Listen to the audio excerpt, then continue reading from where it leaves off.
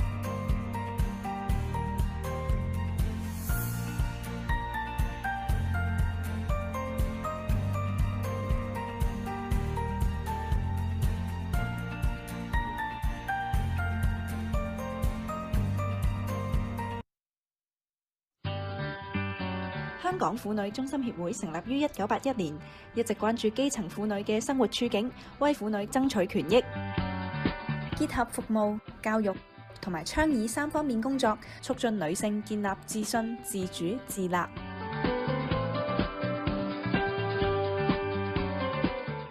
喺成立初期就設立全港第一條婦女求助熱線，並係全港第一間為女性提供免費律師面見諮詢服務嘅機構。由一群經嚴格訓練嘅女性輔導員為婦女提供支援性輔導，又有註冊律師義務為婦女解答法律問題。照顧者身心健康不容忽視。我哋設計咗唔同嘅計劃，俾照顧者更容易接觸照顧資訊同埋喘息活動，建立鄰舍支援網絡，提升照顧者及社區嘅韌性。為咗俾兒童照顧者安心外出工作，本會提供彈性嘅托兒服務及課餘托管計劃，每年有超過8000人受惠。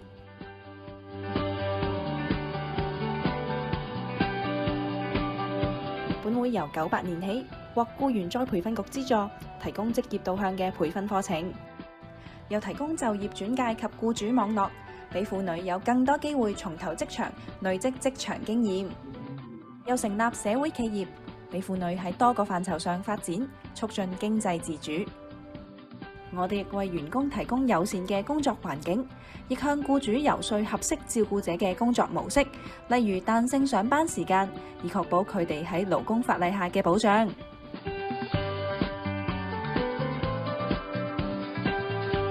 可持續發展係社會嘅趨勢，我哋嘅計劃設有綠色元素，鼓勵婦女運用生活智慧及社區行動力，轉廢為寶，藉以宣揚可持續發展概念。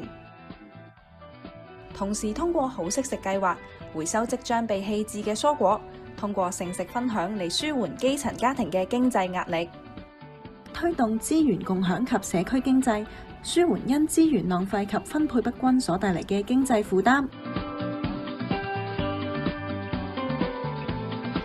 本會希望婦女明白自己有發言嘅權利，可以從唔同渠道表達訴求，參與社會事務。我哋曾經陪同婦女參加立法會公聽會，又向唔同嘅政府部門遞交意見書，協助婦女表達意見，為佢哋爭取應有嘅權益。我哋反對性暴力，致力協助幸存者走出困境，通過公眾教育促進性別平等。香港婦女中心協會致力建立一個性別平等嘅社會，俾婦女打破傳統性別定型嘅框框，活出自我。本會服務覆蓋港九新界，積極組織義工網絡，提供支援。我哋會繼續努力，為女性及大眾提供溫暖又貼身嘅服務。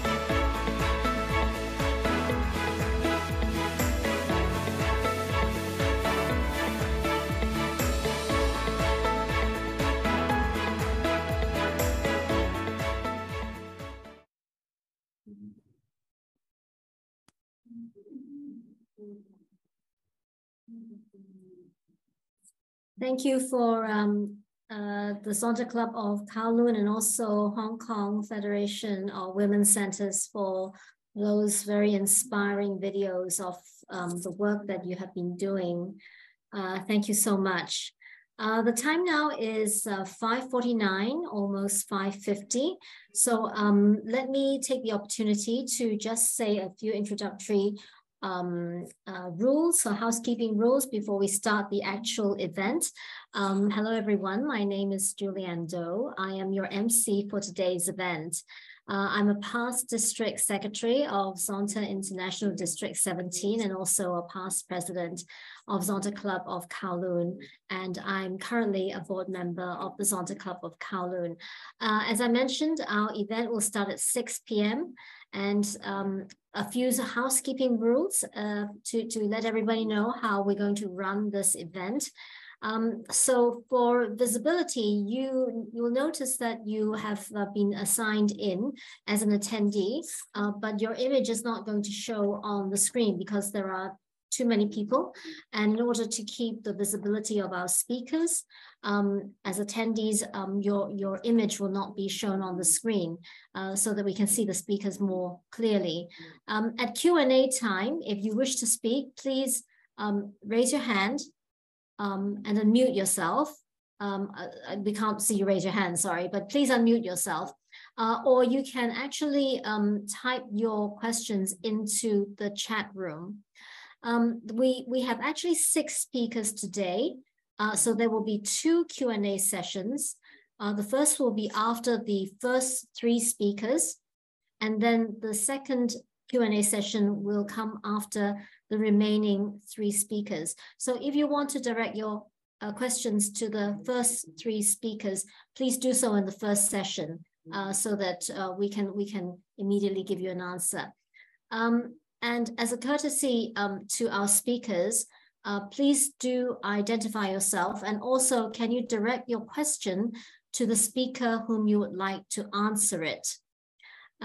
If we run out of time and we cannot ask your question, if you've registered with us and provided us with your email, we will arrange for a response to be sent to you. And also, I'd like to let you know that there will be a link to the recorded session, which will be sent to everyone afterwards. Okay, so those are the housekeeping rules. We still have a couple of minutes left.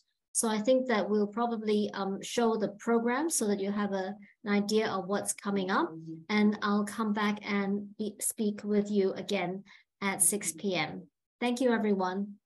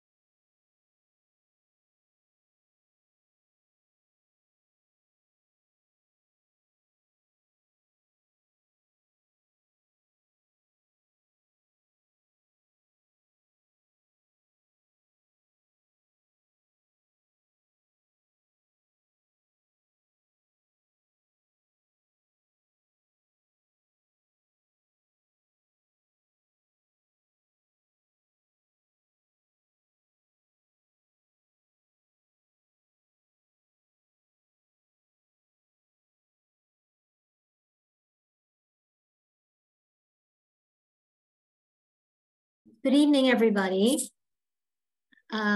Welcome to everybody to the session and the event this afternoon, this evening. Hello, everyone. My name is Julianne Do. I am your MC for today's event. As I mentioned earlier, I'm currently a director and a past president of the Zonta Club of Kowloon.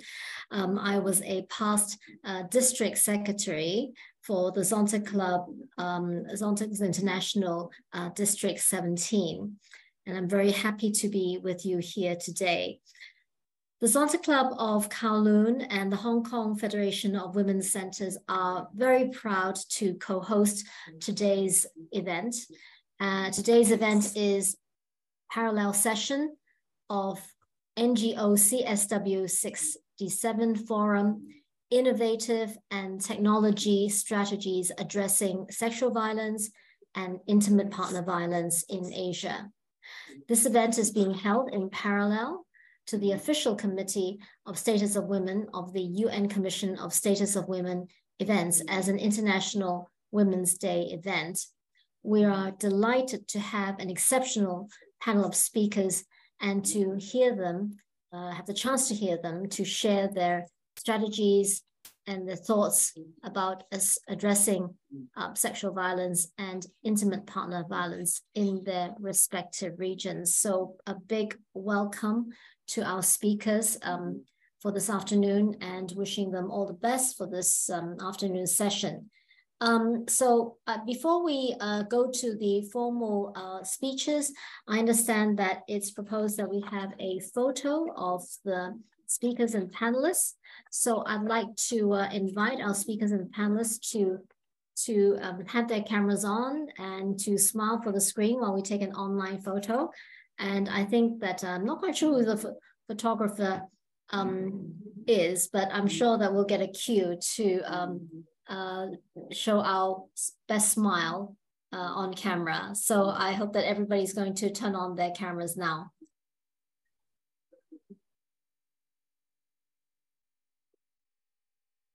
Okay, just waiting for everybody to turn on the camera. I think we're almost there, just a couple of people more.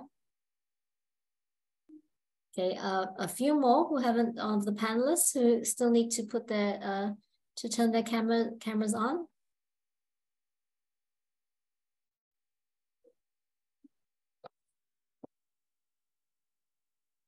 Okay, are we all okay now? Thank you. Okay, right. I think that I see that there are a few cameras who are not on. Do we still need to wait for those? Yes. Okay.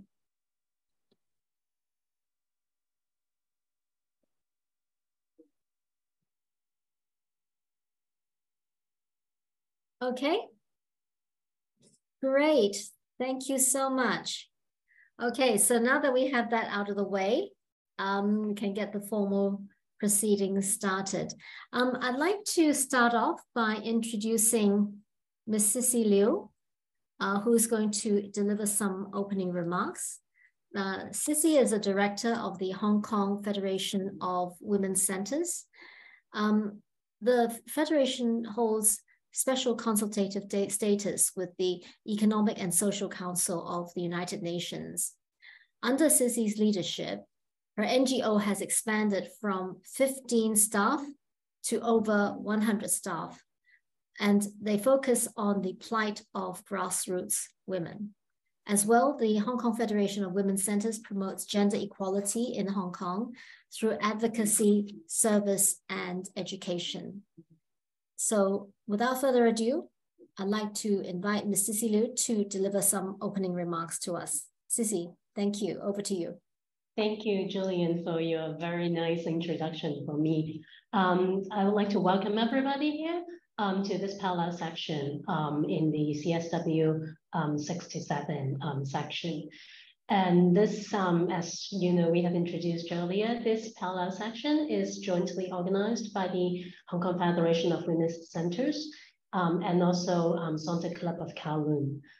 The idea of organizing this parallel event originated from a collaboration between the two organizations in a research project that has actually updated the situation of violence faced by women in Hong Kong. And of course, I mean, the findings are alarming, and we know we have to do something about it. So, and sadly, gender-based violence is prevalent, not just in Hong Kong, but also in the globe and in many Asian countries.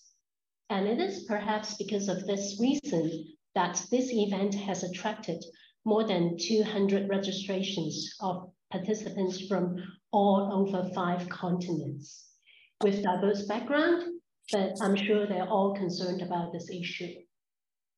So we're honored to have the 5 distinguished guest speakers from the Philippines, Taiwan, Singapore, Thailand, and Hong Kong to share with us about their experience and good practices to tackle the issues that actually women and girls face every day. And this parallel event is also a space in which vibrant discussion and participation and exchanges are encouraged. And I hope at the end of this section, we could all have some takeaways and good practices to reference so that we could bring it home and to promote the rights of women and girls in our hometown. So I welcome all of you once again and wish us all have a successful event. Thank you. Thank you, Sisi. Hello, everybody. My name is Winnie Teoh. I'm the Advocacy Chair of Santa Club of Kowloon. As one of the two initiators of this event, I was very passionate about inviting high power and relevant speakers.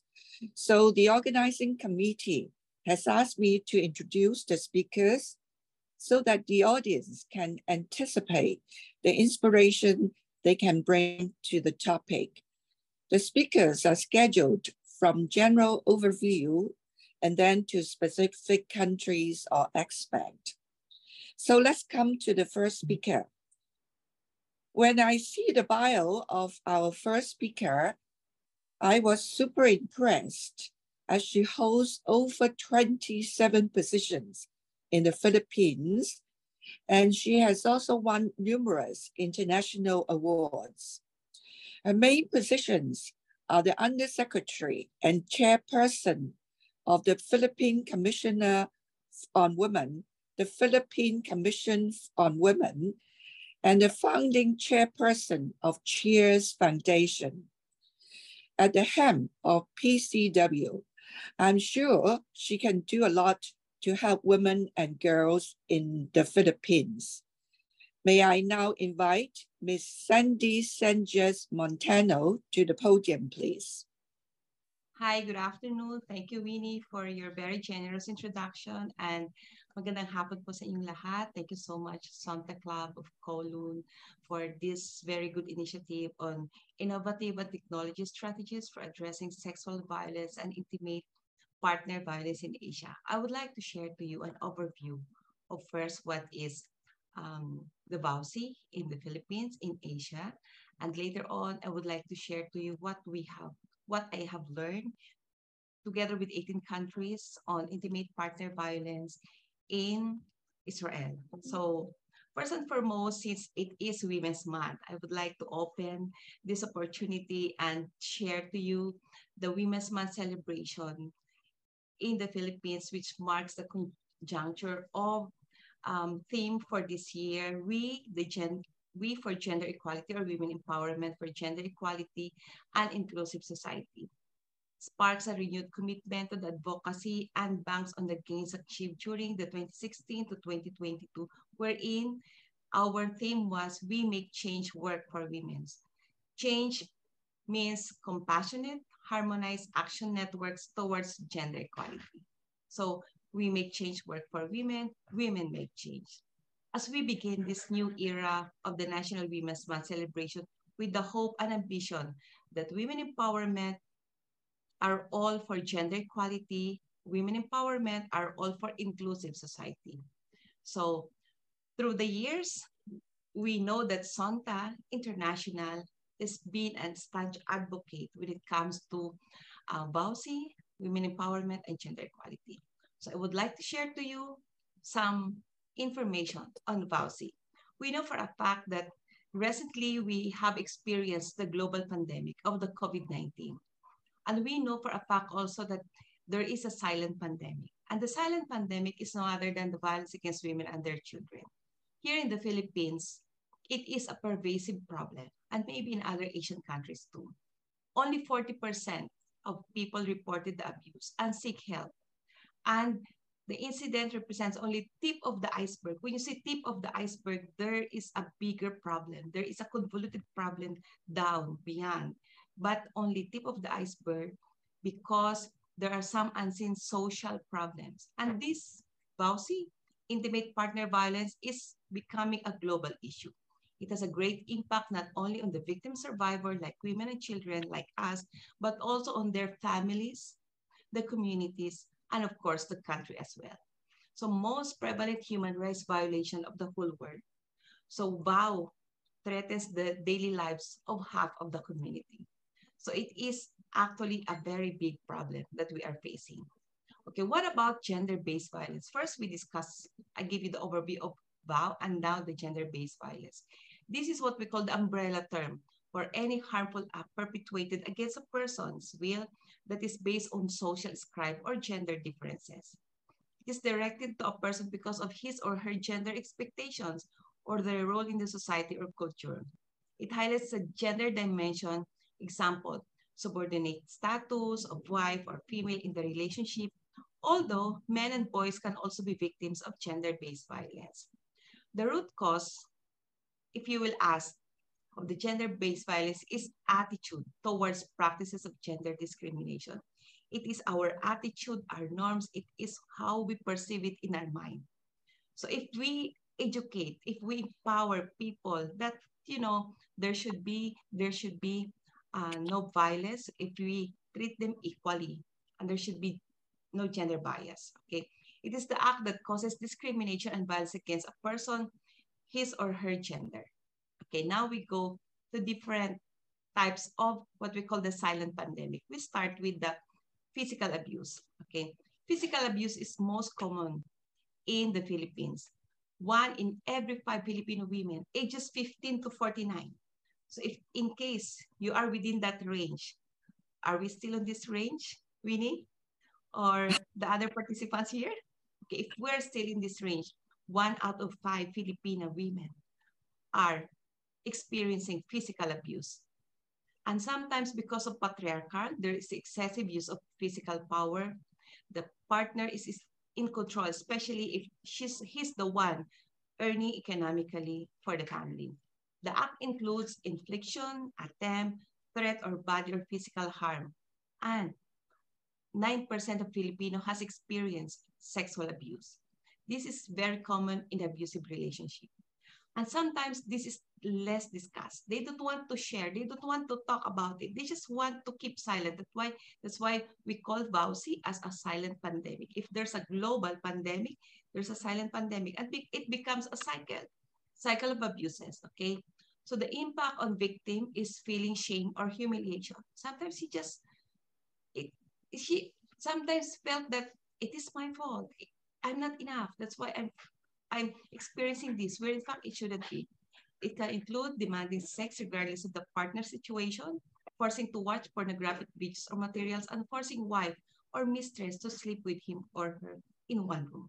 So those are the physical abuse that as common Filipino women is experiencing here in our country. Psychological and emotional abuse is act of omission causing or likely to cause mental or emotional sufferings. Tactic used by abusive partner to obtain power or control can cause extreme damage to victim's self-esteem and can be in the form of intimidation, verbal abuse, public humiliation, nagging, accusation of infidelity, and damage to property or pets. So those are the psychological and emotional abuse that a woman is experiencing. What about the economic abuse? This is the act of attempt to make partner financially dependent on her partner. Okay. Sometimes they would say, okay, don't go to work. I'll just provide for you financially for the whole family until such time that you become dependent. And then your self-esteem, your economic independence was put on the side rails. Where in fact, if you are empowered, if you're educated, then we would suggest as Sanchez to go and have your entrepreneurship journey to work so that you could earn your economic freedom. And then there's victims choose to stay due to the economic reason because she is not financially capable to leave the partner, even though there's economic abuse already. Financial dependence, deliberate or situational, maybe in the form of material wealth, or sometimes there is a problem on situation, okay? So what are the causes, or what are the things that they experience during this time that there is VOWSI on health, okay? Sometimes it's very fatal. If the women felt that there's already low self-esteem, then she felt there's mental mortality, there's suicide, and sometimes it's homicide. Non-fatal is physical injury, mental health, chronic injury. You don't feel the pain actually right away, but because of the cycle of violence that you are experiencing every day within 24/7, sometimes the negative health behavior, unsafe sex, drug abuse, reproductive health, you can already feel that, okay? So what are the socioeconomic effect of vow in a person? The women, especially if they are undergoing this problem on VAUSI or intimate partner violence, both women and the perpetrator, the victim and the perpetrator, lost working hours. They lost, they from breadwinner, they lost their income, and there is an economic cost of the victim like home, displacement, legal costs, and medical costs. And the immediate consequence sometimes is, of course, the separation between men and women, and the problem now is with the children. So what happened with the children if they would separate?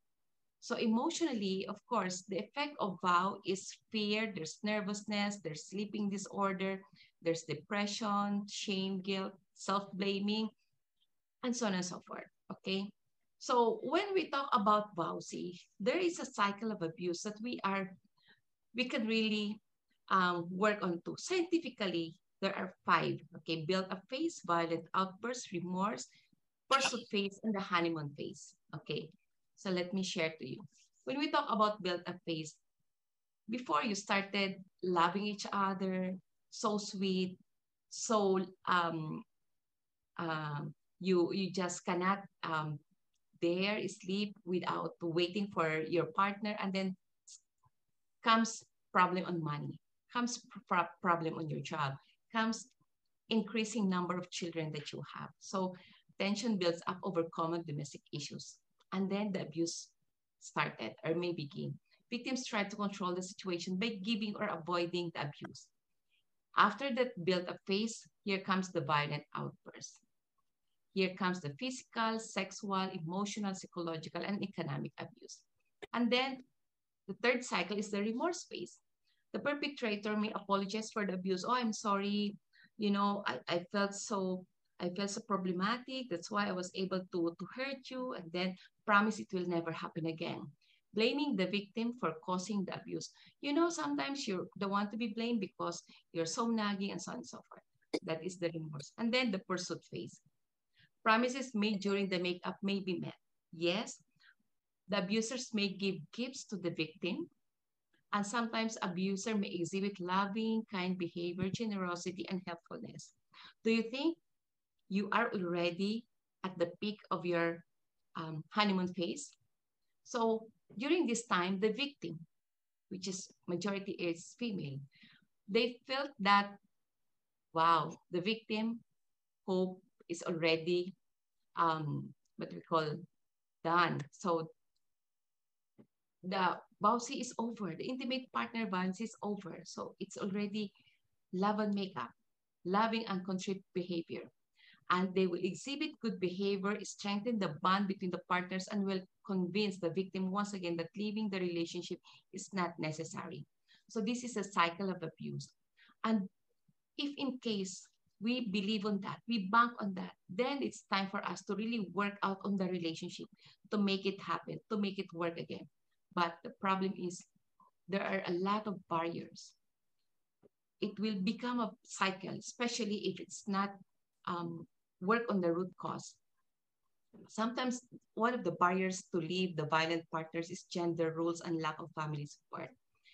Concern for children's well-being. What will happen to my children? Who will send them to school? Especially here in the Philippines, a majority of the women are financially not capable of sending their own children to school. They are economically not empowered. That's why SONTA and other NGO and different organizations are really rallying behind for us, for women to be empowered, for children to have their education, for skills training, so that they could have their work, they become an entrepreneur, and so they could have their economic freedom.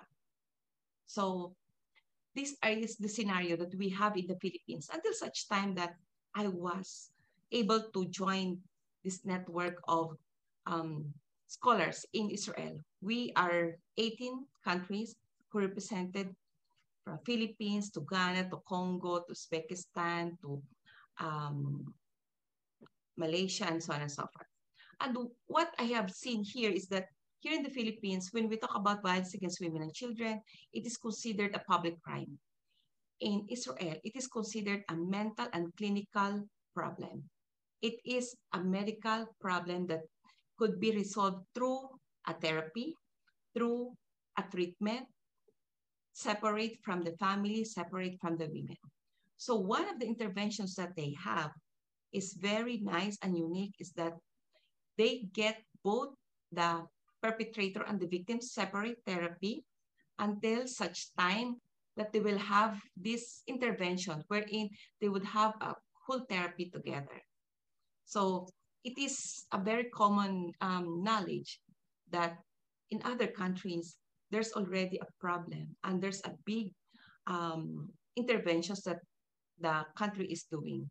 So when we talk about prevention, in 18 countries that presented their best practices, okay, one of the things that is common is that we want to work hand in hand with the government, with the NGO.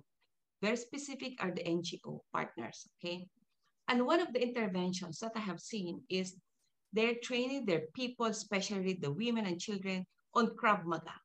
This is what we call the physical aspect of self-defense. If we train young children to be empowered, to know self-defense, chances are if they will encounter such problem or if they encounter intimate partner violence, then they would know how to protect themselves, how to make safety net out of themselves. And then they have this Aluma Center. It is a multidisciplinary emergency center for treatment of domestic violence. It serves as a halfway house. So in that Aluma Center, there's an office of the police, there's a lawyer, there's doctors, and there is social worker. So all encompassing the 4 aspects of a VAUSI victim survivor. So after they will be processed, they will be recorded, then they will identify how long that victim survivor would stay. And while she's staying there for 1 week or 2 weeks, she's undergoing some skills training or advancement in her field of expertise. So the police is there, the lawyers are there, the social worker are there, and the doctors are there also. So one of the program that I have seen is very important is to set an app or a social media platform campaign for social change, because that is the only way for us to check on a real time what's happening to this person. Sometimes she cannot talk within the house, but she can text you, she can send message to you, WhatsApp, Google, WhatsApp Messenger, and so on and so forth. So those are the workshops that we were able to do. And one of the way that they would like to relax and to check on the mental health of the victim survivor is through musical, dancing, and baking, and so on and so forth. So those are the things that I would like to share in the perspective of me from the government and the private sector, and exposing myself from different countries and other countries also all over the world. Thank you and good evening. Thank you, Sandy. We are very honored to have you as our speaker. Our next speaker is from Taiwan. Carol is an expert in criminal and equality law, corporate criminal liability, gender, and law. She is distinguished professor at the School of Law at National Yanming Jiao Tong University and the chairperson of Financial Ombudsman Institute in Taipei. Carol is the author of many books on gender justice and criminal laws. So may I now invite Professor Carol Lin to speak to us, please.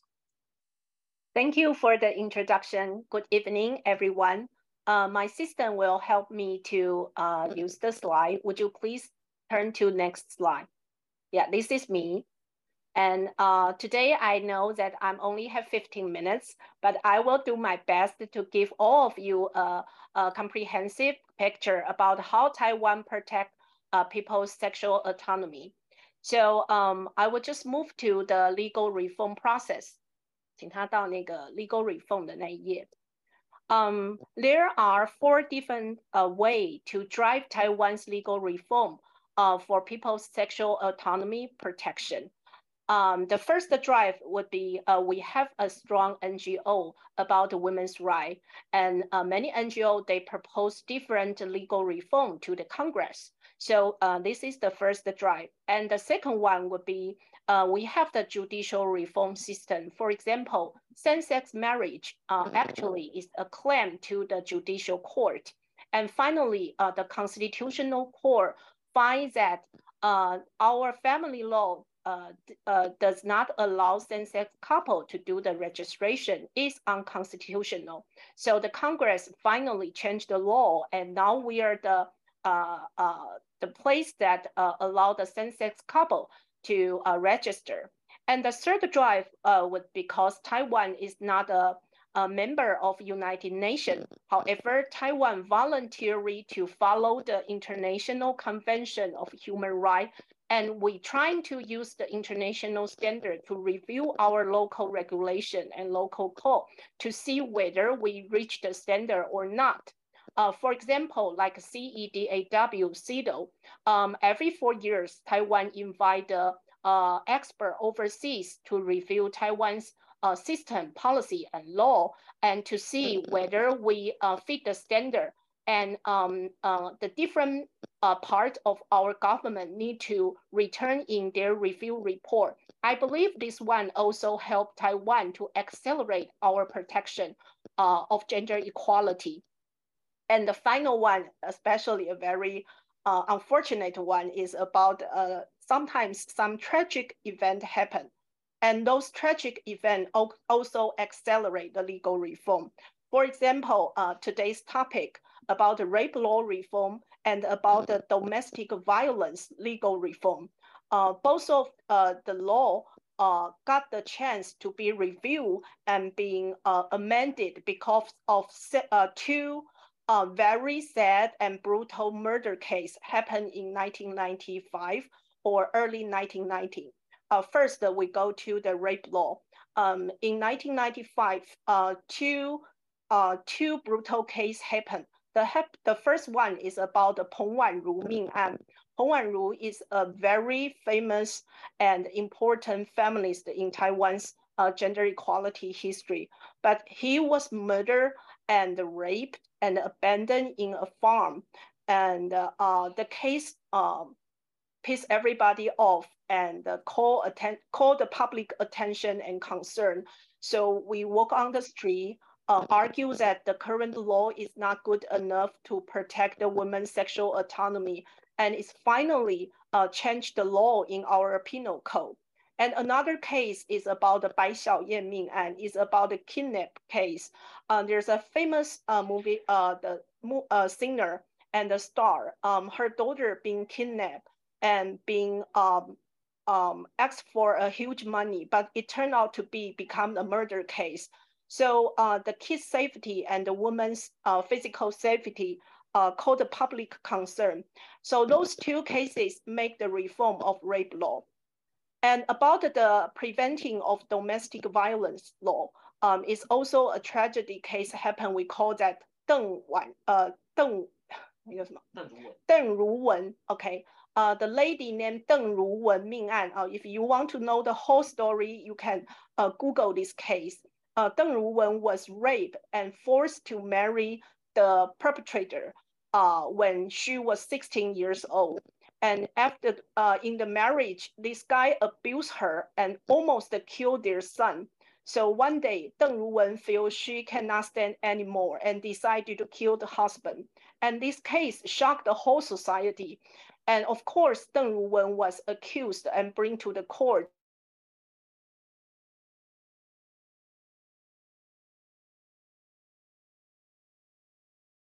The defense of mental illness.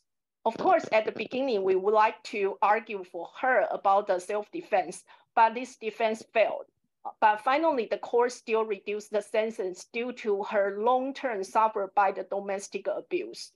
And this case also changed the law, and finally, Taiwan has the Domestic Violence Prevention Act. But I would say that this act actually did very good job in the beginning, because according to the law, who is going to able to apply for the restraining order? Actually, the scope is large. It's not only in the marriage violence, it's also include like the parents to kid or kid to parents, or like brothers, sisters, or even same-sex couple, or even the boyfriend and girlfriend. Only if they have the intimate relationship, the victim is able and entitled to apply for the protection order or restraining order. Okay, however, there's still something missing. We're going to the anti-stalking law. Because according to the old regulation, who is going to apply for the restraining order? Only two parties which have romantic relationship or intimate relationship. However, sometimes we can see that one party trying to pursue a love or trying to make other party to become her intimate partner. However, she or he being rejected and become, we call 恐怖情人, and begin the stalking or harass to another party. However, according to this according to such kind of scenario, the parties suffered by the harassment or stalking are not able to apply for the restraining order according to the anti-domestic violence law, because the two parties has no romantic relationship. So you can see there's something missing. There's a loophole in the whole legal system. And finally, our Congress find this one and decided to make up this hole and enacted the anti-stalking and anti-harassment law last year. So it's 2022. It's a very new law. It says that if one party repeatedly or continually harass the other one, not only physically, but also in the digital world, such as online, keep sending you message or sending you email, or trying to go to your Facebook and leave all other different or harass notice. That's also like a stalking or harass. So I think this new law is really great. And another new law I would like to mention to you is just happened a couple days ago. Last month, Taiwan's Congress passed a new law. It's about in the Anti-Digital Sexual Violence Act, meaning that like if two, like a couple, if when they have the very good relationship, maybe one party agree to take some intimate photo or like a naked photo, and they will share to each other. However, after they break up, and the other party trying to dispute those intimate photo or some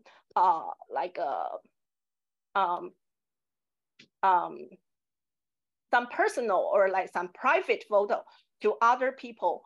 According to Taiwan's old law, there's no other way to stop kind of this behavior. However, according to the new law, now the government have the power to ask the platform such as FB, Facebook, or other digital platform to try to remove those information. I think that is really great for the victim to stop kind of behavior.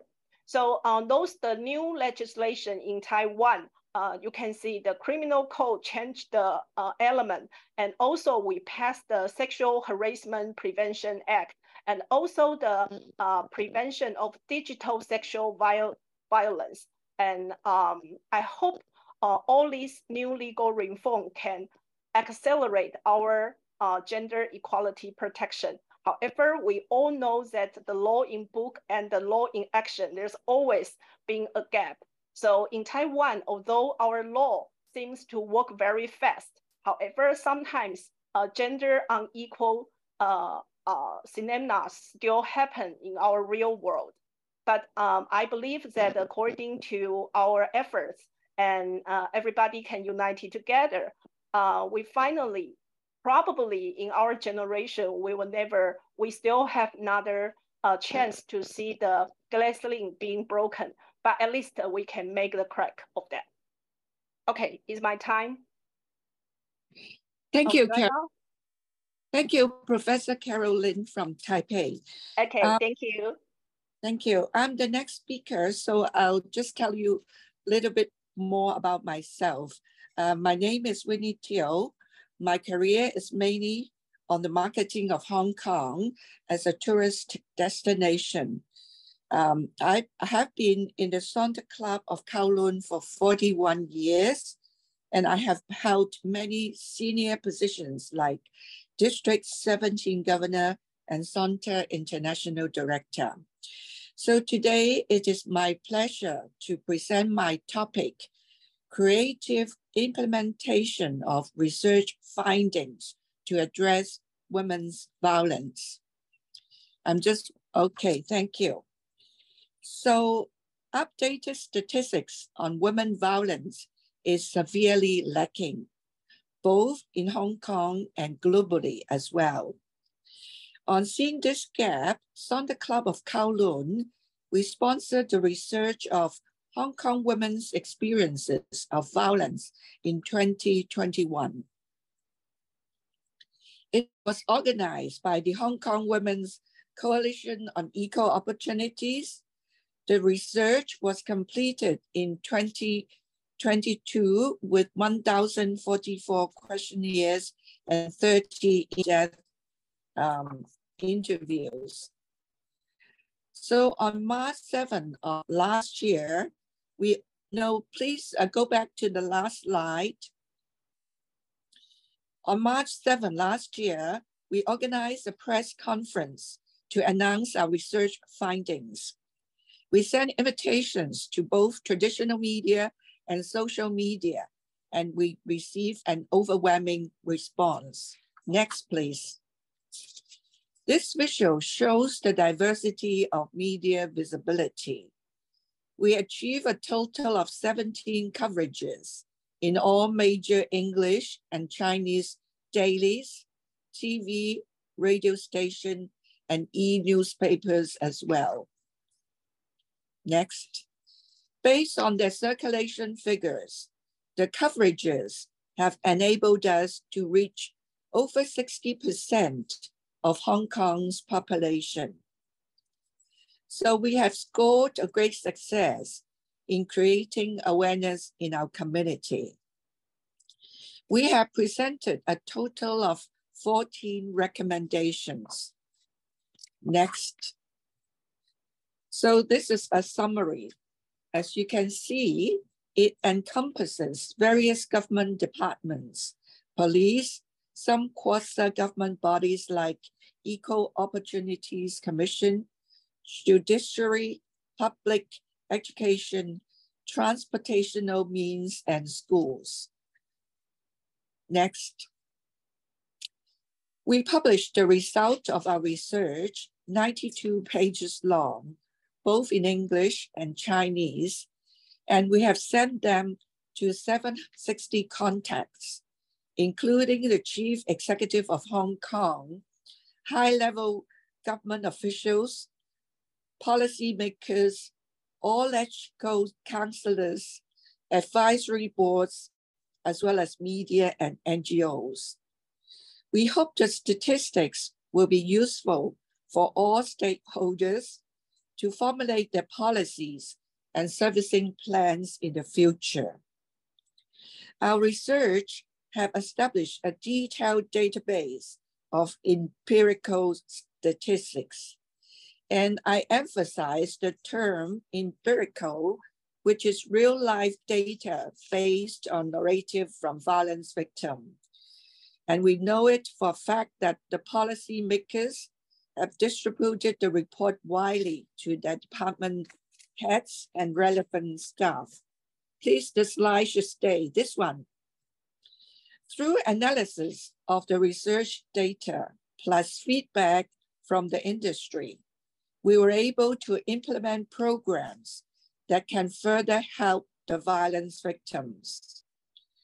From the research, it shows 75% of women do not react when they suffer violence, and about 40% of victims do not seek help. Feedback from the industry shows that women's victims would endure the violence for 3 to 4 years. Next. Upon knowing this, Sandra Club of Kowloon organized editorials in 3 major newspapers: South China Morning Post, Facebook News, Ming Pao, and Sing Tao on 25th of November. Our main message is to encourage violence victims to seek help, and the telephone number of 3 women's helpline were included. Next. The message here, as you can see from the ad, is family violence persists. Woman suffers in silence. We did follow up with these NGOs who reported a big increase in the number of women seeking help. For example, for Harmony House, between 28 to 55 women would call them per day for the week after they have seen the ad, whereas usually they may have single digit of 15 to 16 calls per day. So the objective of encouraging victims to seek help have been achieved. Next. There are other successful follow-ups, and we will continue our liaison with policy and service providers. Some of this will open doors for us to address other women's issues. For example, we will be organizing a webinar of sexual harassment in the workplace together with Equal Opportunities Commission. So our conclusion is that we will continue our efforts to help violence victims. So thank you very much. Our next speaker is Sisi Liu, Director of Hong Kong Federation of Women's Center. She has been introduced before, so over to you, Sisi. Okay, thank you, Winnie. I'll just be quick, just try to catch up the time. Just a very quick introduction of the organization that I'm working for. It has more than 40 years of history, and it's a women's group, and we have 6 service centers located, over the territories, providing women-centered services to women in need. And apart from social services, we also do advocacy and public education, hoping to target for some structural changes to improve the situation of women in Hong Kong. And then from the research findings, we know that the situation of domestic violence in Hong Kong is serious. And just to show you some data we collected from the government, and of course this is from the Social Welfare Department statistics. So these are only reported cases, and I'm sure there are a lot more unreported cases. Because this is still a taboo, and as Winnie has explained, many victims did not seek help, for the first time that they got assaulted, or they waited for several years until they think that they cannot bear it anymore, and then they came out to report the case. So we believe the figures should be more.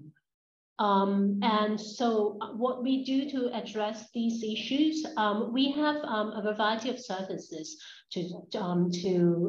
for survivors of domestic violence. So first we have the helpline, which was set up in more than 40 years ago when we first started the organization, and the hotline catered more than 500 calls per year. And this is also the first hotline in Hong Kong targeting for women. Apart from hotline, that we have volunteers to take the cases, and if they're willing to, they could be referred to our social workers to do more follow-up of their cases.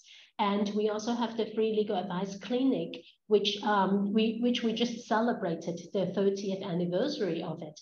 it has more than like 200 cases every year, and we have more than 550 volunteer lawyers helping us to run the section every week. So from there, women who are thinking about a divorce or who have suffered domestic violence, they could come to the clinic and learn about their rights under the law and how the law could protect them. This is also the first free legal advice clinic specifically for women in Hong Kong, focusing on matrimonial law. And there are also other empowerment groups, mutual support groups, and also volunteer trainings that we provide to women and volunteers. So as you know, the whole picture, we hope to help women suffering from intimate partner violence. And I just want to use the next few minutes to share with you some of the observations we saw in our service delivery, just like the case of COVID when it first started. And I believe it's also the case, in the world, that we immediately witnessed a surge for domestic violence. And the number of calls has doubled. As compared with the year before, COVID had break out. So we immediately see that as an increase of number of calls calling our helpline for help. And of course, and a lot of them, like more than 70 of them, have also told us that, that was not the first time that they suffered from violence. And from our free legal advice clinic, we just, calculated the statistics that we collected for the past 10 years. And we also have some very interesting findings, like among the around 2,500 cases that came to use our free legal advice clinic in the past 10 years, around 25% of them have told us that they have suffered from abuse. And so this is the trend that you see, the percentage of cases that they told us that, they have suffered from abuse. And we also did some correlation with their physical health and also mental health, and compared it with, and do the correlation with the state of abuse. So those who reported to us that they have undergone abuse before, we see that there's a negative impact on their physical health, regardless of, that they reported that they have suffered from headache or insomnia, or things, or fatigue or feeling weak. And then there's also, a positive correlation.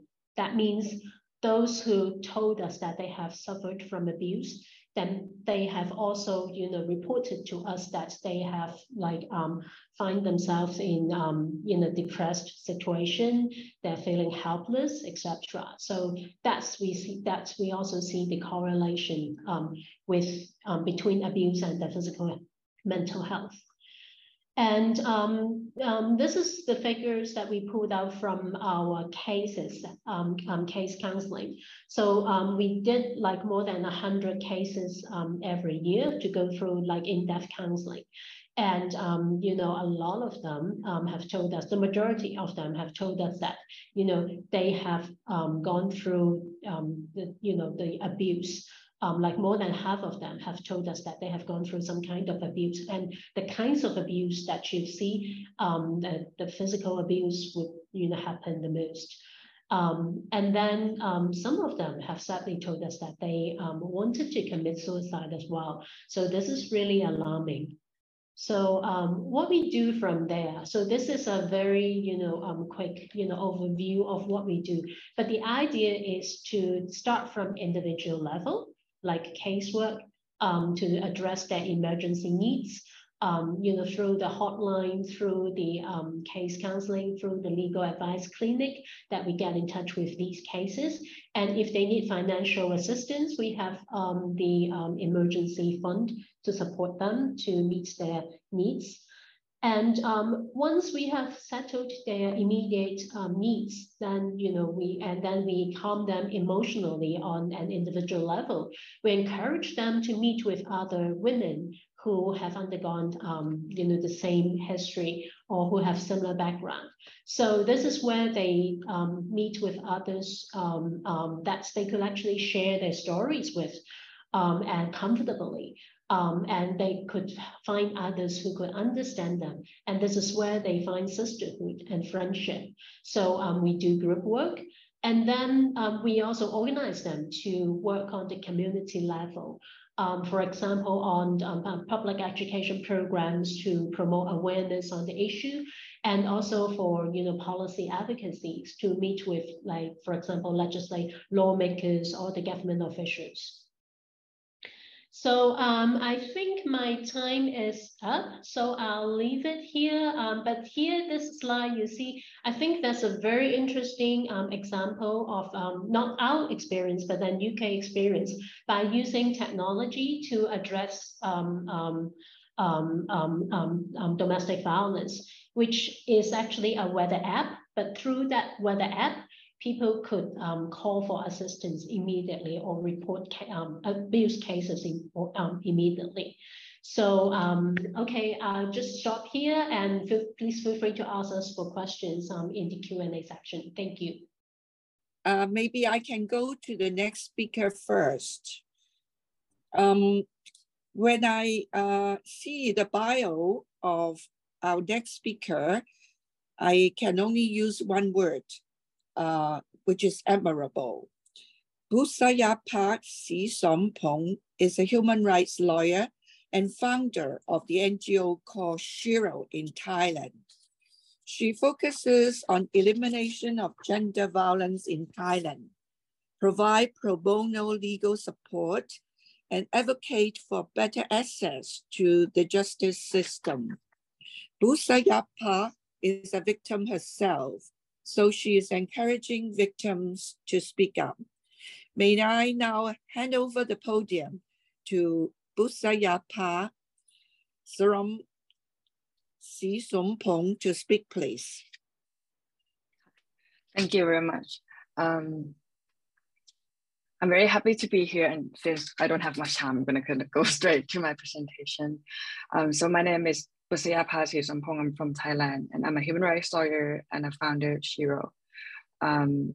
Today, I'm going to talk about how I found Chi-chieh and then bring in a collective of pro bono lawyers and case manager to help gender-based violence survivor, particularly domestic violence survivor, getting access to justice that they should have.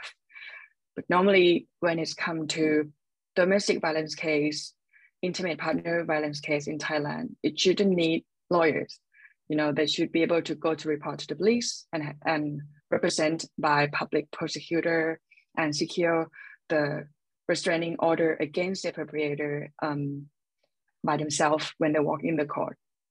But unfortunately, in reality, even for someone who graduated from law school to access to justice myself is very difficult. It's okay, I can share the screen from my end because I'll be controlling it. I'm not gonna call myself that I am a victim. I was a victim, but I'm speaking here today as an advocate. So I'm gonna jump to my slide. Can anyone see my slide right now? Yes? Okay, thank you. So Chi-chieh Thailand was founded in 2016 and is consists by, it was start like very small actually. It was start when I was working on the Thai-Myanmar border, and I worked with the local multidisciplinary team and trying to create community-based referral system for the case who are the most marginalized and affected by discrimination and inequality, particularly those stateless migrant and refugee. And to work with those community is made me learn, the deeper the struggle, the intersectionality of, of their identity. I can see a lot of gaps in the legal system and in the law that I thought it would work, but there's so many gaps in the system itself, and particularly the victim blaming attitude, the lack of trauma-informed justice system.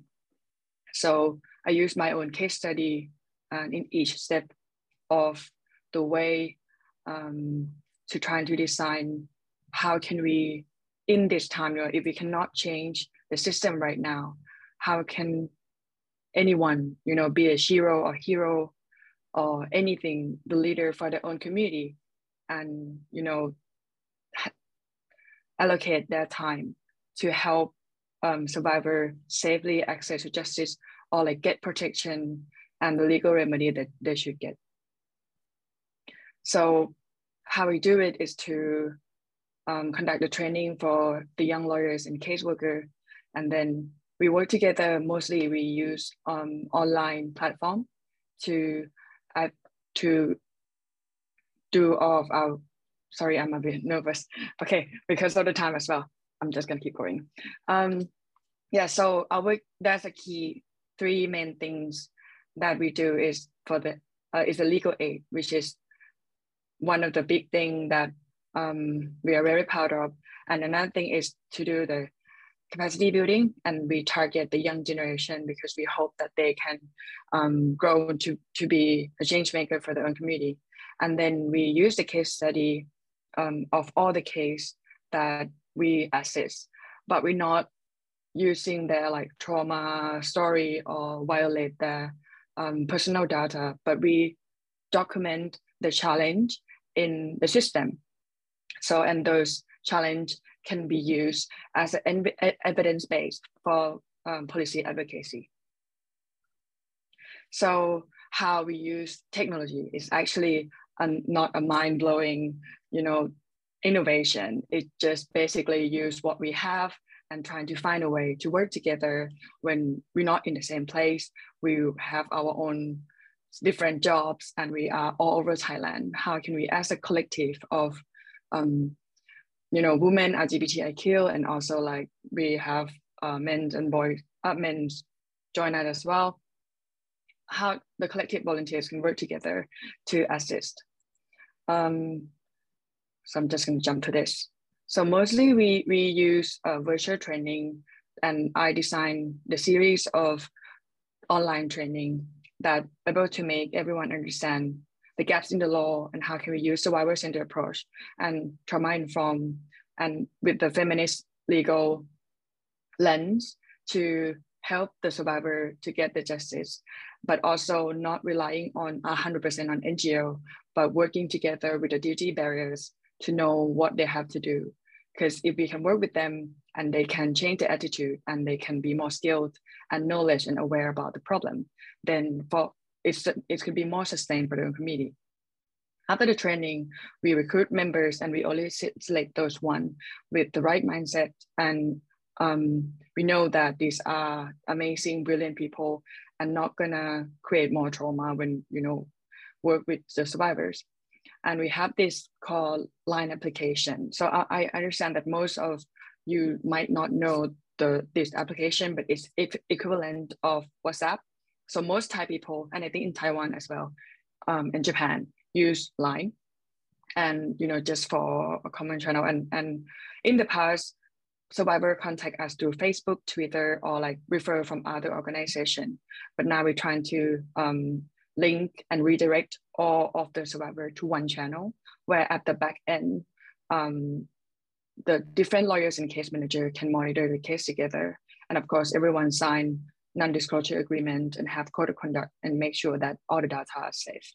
And we use the support power to have to manage all our case using ticket system. So because everyone doesn't have a time to manually document everything, and sometimes it's just like a very ad hoc response and very prompt. So this support power platform can help us to keep update and keep everything in our database. And we mostly use Zoom, right? Like right now to do a case conference, invite a very, good legal expert, and also social worker and mental health professions to come in the conference, like a multidisciplinary online conference. every month to guide our pro bono lawyers and pro bono case managers to assist the case. And then we're trying to develop the knowledge hub through our website. Right now, most of the information is in Thai, and we are planning to develop in English as well, because turns out most of the NGO and the government service in Thailand cannot really effectively assist English speaker or like foreigners. So they are direct to us, and we are just a group of pro bono lawyers without the core funding. So it's getting very difficult. So we're trying to change and improve based on the users that's come to us. And this is the front end of how our line application look like. It's all in Thai, but I screenshot exactly what it looked like because this is how it looked like. And now most of this is in Thai because there are very limited wording. But if for example, if foreigner or expat type in English, there will be someone at the back end to reply in English. And we have something like rich menu that can link to the hotline, which is the Ministry of Social Development and Human Security, and also have the how-to that briefly explain easy step in emergency, and also like do and don't in case a friend or survivor come to this, and sometimes they use power over the survivor or kind of pressure them. So we have those information that can easily link and redirect from our line application.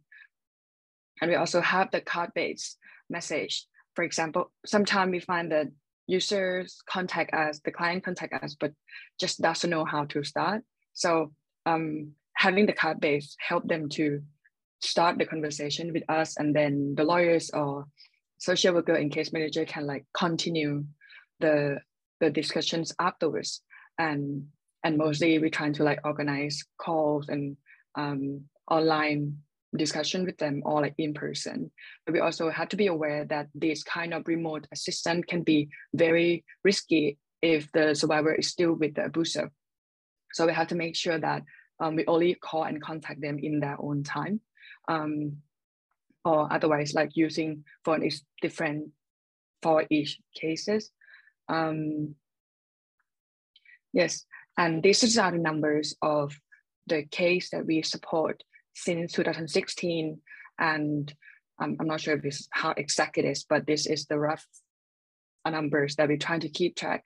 And we can see the power of bringing together a collective of mostly women and LGBTIQ volunteer together to help and assist the survivor out there. And the number we saw here or the number we saw around the world is just the tip of the iceberg. And I want to continue to address all the systematic barriers or the patriarchy and everything that ingrained in the law that is prevent the access to justice to happen. So thank you very much. Thank you to our speakers so far. We actually have some questions, and I'd like to just get them onto into the conference before we go on. First of all, I have a question which is directed to Sandy, and the question is, what about the coercive control factor? I suppose that means that there is a kind of coercion by in the domestic setting that tends to control the behavior of the weaker party and stops them from talking about it or reaching out to someone. So the question is, what about the coercive control factor? Okay, so when we talk about the coercive behavior factor, okay, we're talking about the behavior of the perpetrator. Sometimes me, as I'm coming as a healthcare provider, as a nurse and naturopathy doctor, I could say that even the perpetrators, the coercive factor that they are displaying, they are showing force, showing this power over the victim survivor. They need also to undergo some therapeutic intervention. They need to undergo programs that is being given to the victim survivor, because when we check on their background. Maybe when they were younger, when they were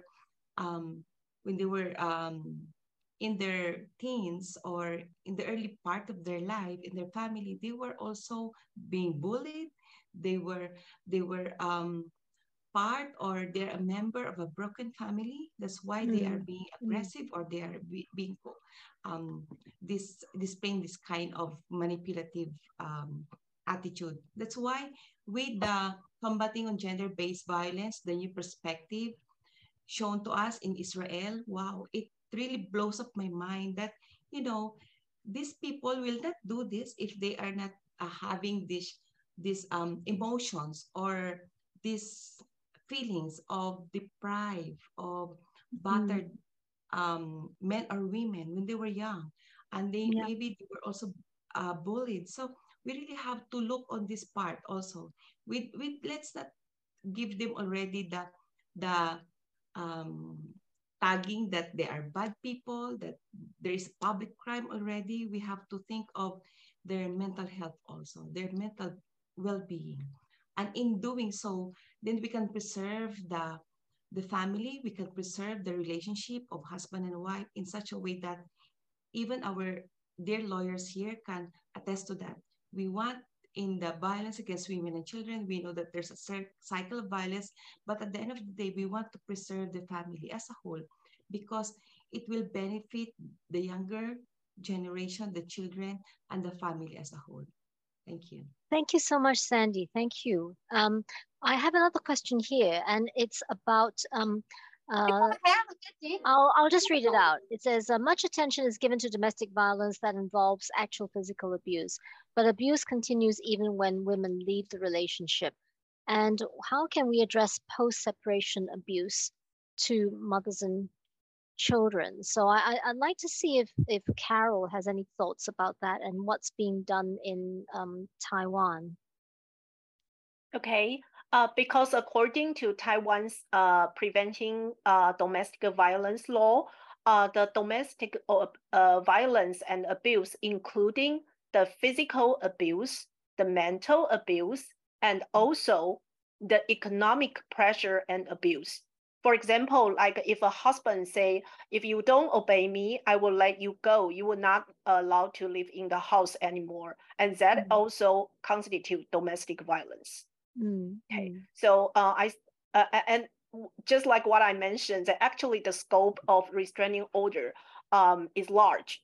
So the victim would able to apply for the restraining order and require, such as the husband should give the key to the house and let her go into the house.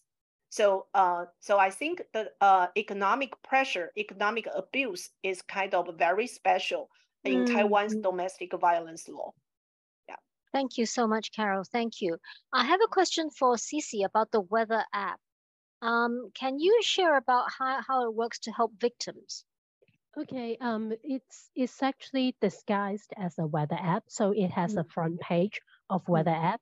So, you know, even if the, you know, abusive husband has checked the, you know, the mobile phone of his wife, he could only see this app, which is like checking the weather in the UK. But then after you go into several steps, going inside the app and then go into several steps, there are some buttons that where they could lock the abuse history, the history of abuse, because usually, you know, we know that, you know, victims, they would not report the case like the first time that they have undergone the abuse. So, but then that's where they could, you know, lock the evidence, lock the history of abuse. And then there's even an emergency, and then there are also, you know, social resources or where she could seek help, like social resources or other like hospitals nearby and things like that. And then there's even an emergency button that could be linked to the police station immediately. So in case of emergency. So this is how it works. So it's disguised as, you know, a weather app. That's an ordinary app. But then I because we just think this is very fascinating to learn about this, especially during the lockdown period, when COVID first started, during the lockdown period in which, people could hardly go outside to seek help. So using technology could actually help address the issue. But we also wonder how publicity could be, how they could promote this, because, that's actually, I think is a paradoxical situation. You know people to know about this app, but you also don't want people to know that it's disguised as a weather app, but actually an app for survivors of domestic violence. So that's the tricky thing, which we also want to look more into it. But I just want to share this with you, because when we first saw it, I think it's really fascinating idea. Thank you so much, Sisi. We'll go on to the next speakers. I think there might be another question which we'll do in the second half. So Winnie, over to you. Yes, our next speaker is Shailey Hingorani from Singapore. She is Senior Advisor for Advocacy, Research, and Communications from the Association of Women for Action and Research in Singapore. She has 13 years of experience working on women's rights, child protection, sexual violence, workplace discrimination in Asia and also in the USA. Her NGO AWARE is Singapore's leading women's rights and gender equality advocacy group. So may I invite Shailey to take the podium, please? Thank you, Winnie. Hi, everyone. Many thanks to the organizing team for inviting me to this very important and increasingly urgent discussion. Before I dive in, a quick trigger warning. This presentation contains themes that some may find triggering. Please take care of yourself and ask for help if you need it. Next slide, please. Now, a short note on how I've structured the presentation. Since the speakers before me have already covered the scale of the problem, I will start the presentation by talking about 3 key challenges we face in addressing online harm, especially those involving women and girls. These are bystander inaction, abiding victim blaming myths, and challenges to advocacy on online harms. Next slide, please. Starting with bystander inaction. Now, a bystander is someone who witnesses an act of abuse, including violence against women, and has the choice whether or not to intervene. For example, to stop the violence or help the victim in some way. Now, the traditional concept of a bystander has been limited by geographic circumstance. For instance, commuters at subway stations who alert security, the victim, or both about sexual voyeurism.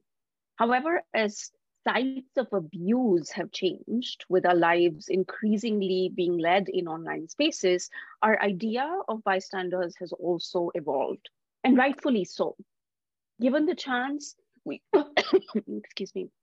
given the chance, we would all like to think that we would be good bystanders, heroically coming to a victim's defense. But is that what is actually happening online?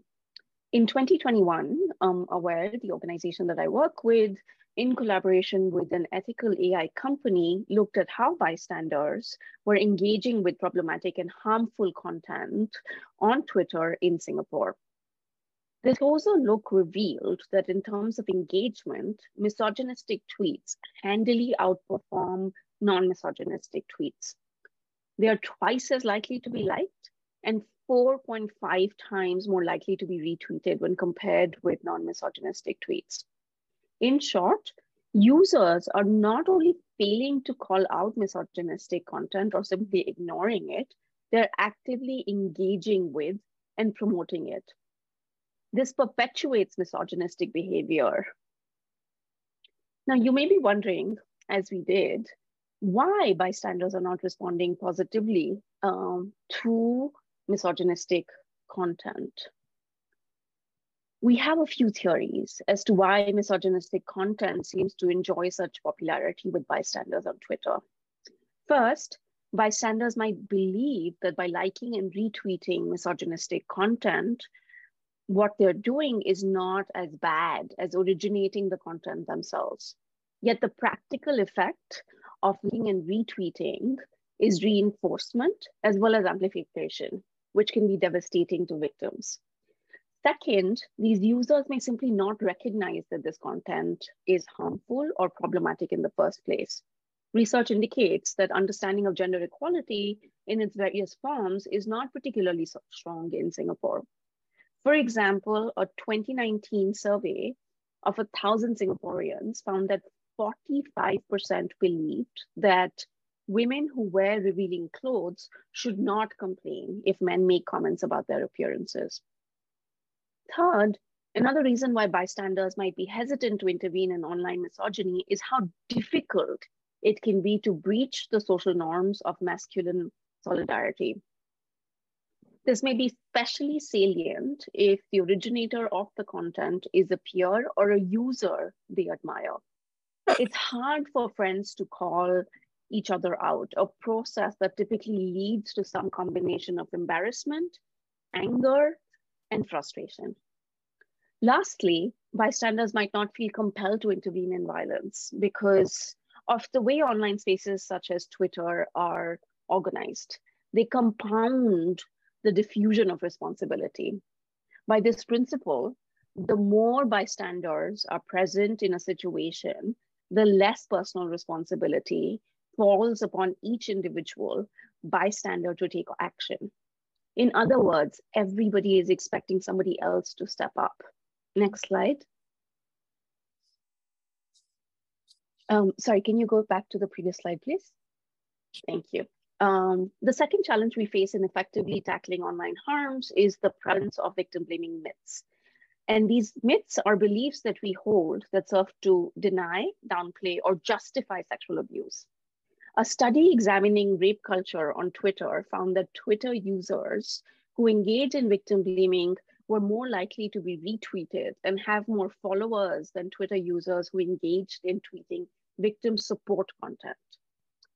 Now, victim blaming comments can take one or a combination of 4 different forms. This is based on our experience running the only sexual assault care center in Singapore. They can blame the victim. For example, she should have resisted the attacker more. They can cast doubt on allegations. For example, she just regrets having sex with him and is now looking for a way to feel better. Excuse the accused behavior. He was too drunk to know what he was doing. Or insist that sexual violence only happens to specific types of women. For example, slutty girls get raped and good girls don't. Additionally, victims of online sexual abuse often have to contend with offline violence being deemed more serious, more damaging, more deserving of attention than online violence and harassment. The acceptance of these victim-blaming myths has very real consequences for victim survivors, including, but not restricted to, underreporting and feeling discouraged from seeking professional help. Next slide. Now, one possible response to this cesspool of misogynistic hate, rape culture, and bystander inaction is more regulation. However, there are some key challenges we face as women's rights and digital rights organizations in developing an advocacy agenda around regulation. Here, in the interest of time, I focus on the top 3. First, we don't have a lot of visibility on emerging issues because technology is developing at an incredibly fast pace. For example, we're not even beginning to understand the harmful effects of hyper-targeted advertising. As with all violence against women, crimes, reporting on online harms continues to be low. So we're not hearing directly from victims, and there's no obligation on social media companies to proactively disclose information about harms they're seeing on their platforms. Meta started reporting on their community standards, but some commentators have alleged that these reports may be based on cherry-picked data. Second, who should be regulated is not a straightforward question. Much of our advocacy attention has been focused on social media companies, but there are a host of other ICT intermediaries that we ought to pay attention to.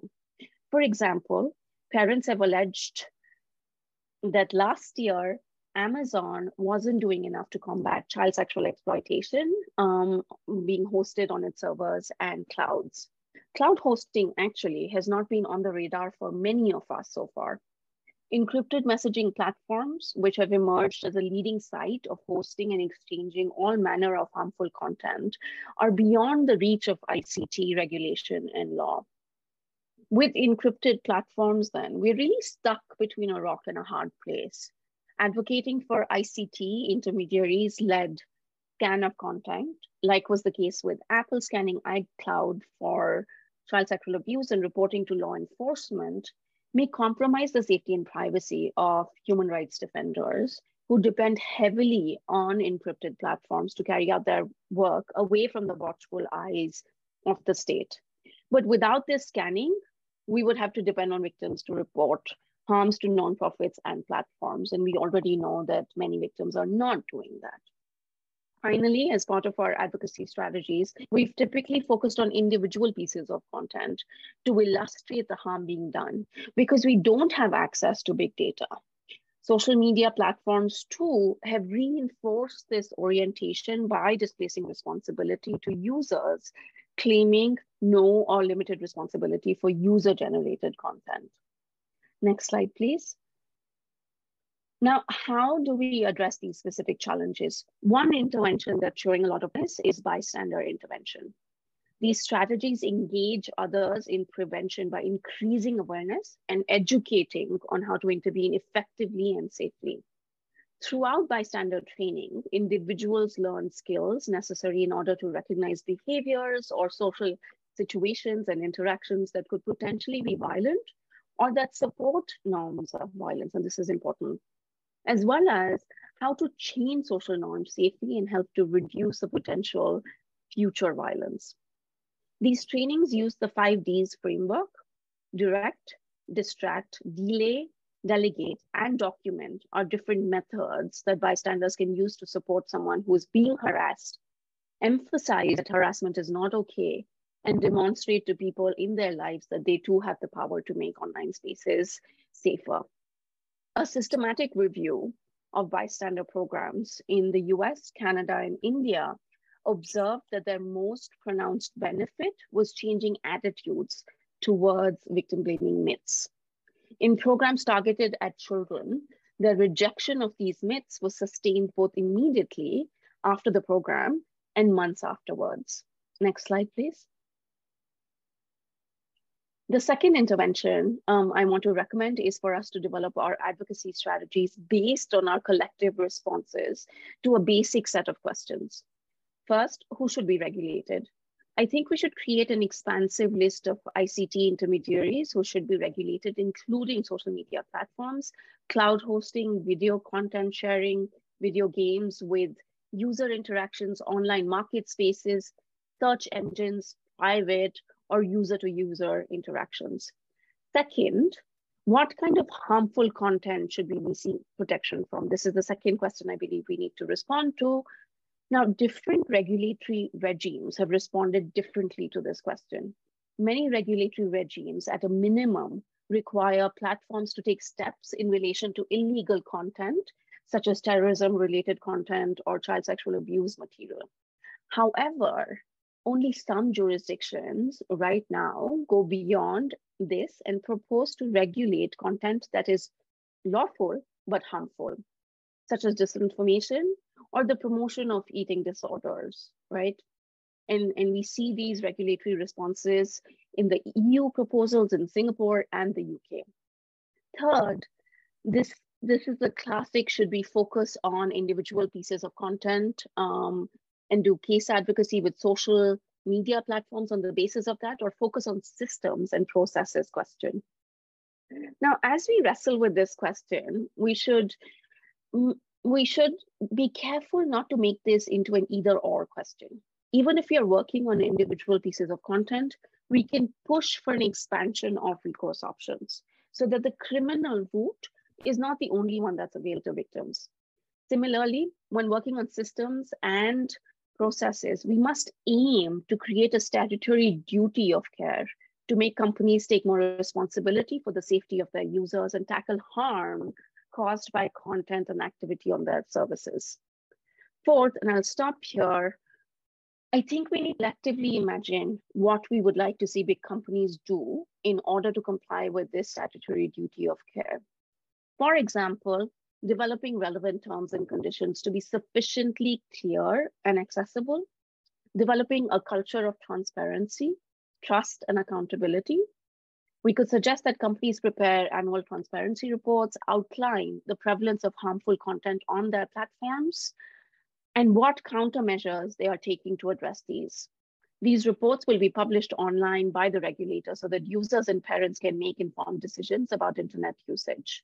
As part of this duty of care, we can also ask companies to have effective and easy to access user complaint functions, which can be overseen by a regulator.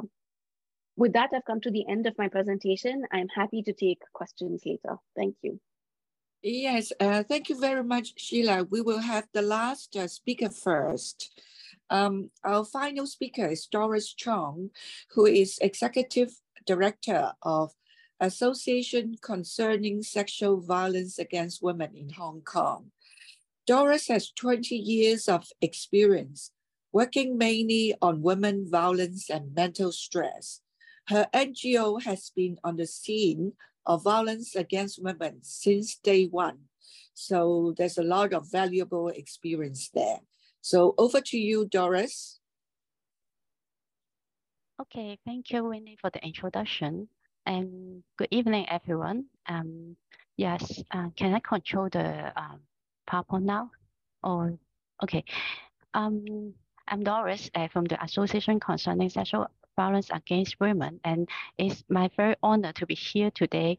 And I'm going to share on the topic responding to digital gender-based violence in multiple approach, which is an increasing trend found in our recent work.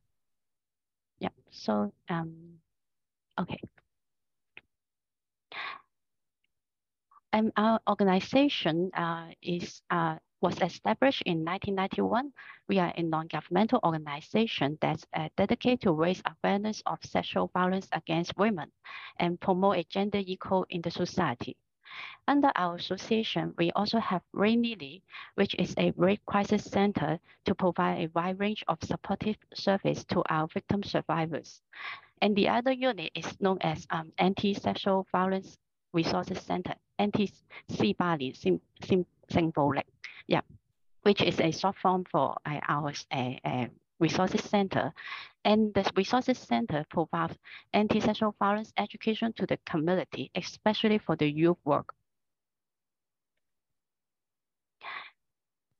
Yeah, since 2018, our organization has been centering the focus on image-based sexual violence, known as IBSV, which include non-consensual taking of intimate image, first to distribute, sharing intimate image without consent, creation and distribution of deepfake intimate image, and send image without the person's consent, or cyberphishing.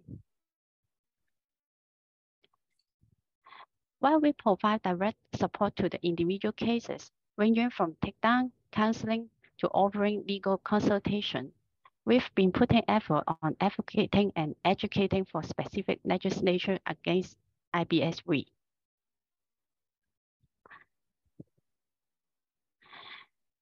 With our persisting efforts, a bill was passed in 2021, and accordingly, there is 4 new offenses were introduced and come into effect by then. They are voyeurism, a novel recording or observation of intimate parts, which mainly targets obscuring and down browsing, publication of images originating in the above 2 offenses, and publication or threatened publication without consent. Plus, a provision about disposal order was introduced, where the court could order a person to remove the non-consensual images. I could share the situation of the law reinforcement in the Q&A session more, but today I want to share the support we offer to the survivors, in particular the takedown assistance, and also discuss the responsibilities and roles of online platforms in reducing non-consensual intimate image and cyber sexual violence. Here are some figures. We launched a service called a Takedown Assistance Project. It's called TADA at the beginning of 2021. In the past 2 years, we assist 63 victim survivors and their supporters who have sought help from us, and sent us more than 100 of requests to assist them to remove the non-consensually disclosed intimate contents. They involve more than 1,000 of hyperlinks and contents. And upon our request to and communication with the online platforms, 86% of them were removed ultimately.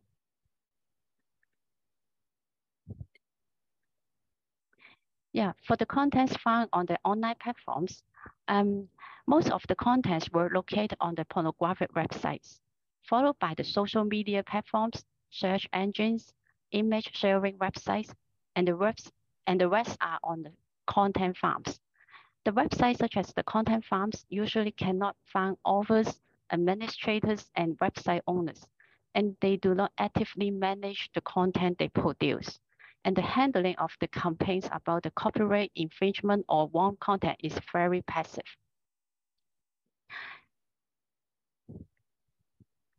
Here, we also sought out 10 platforms that are the least responsive to the request to remove the non-consensual contents.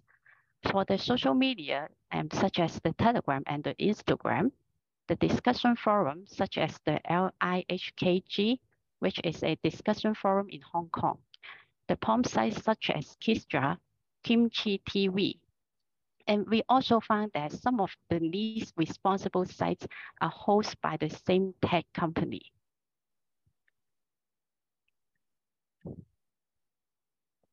Yeah, on the global level, we could have collective effort to advocate the actions should be taken by the online platform and social media companies to reduce the non-consensual intimate contents.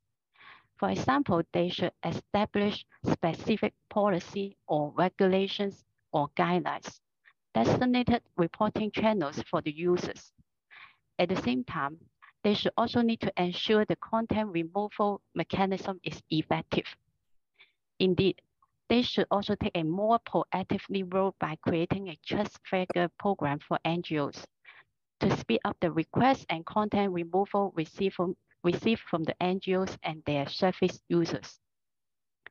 The tech companies should also develop new tests to detect and prevent the abusive content.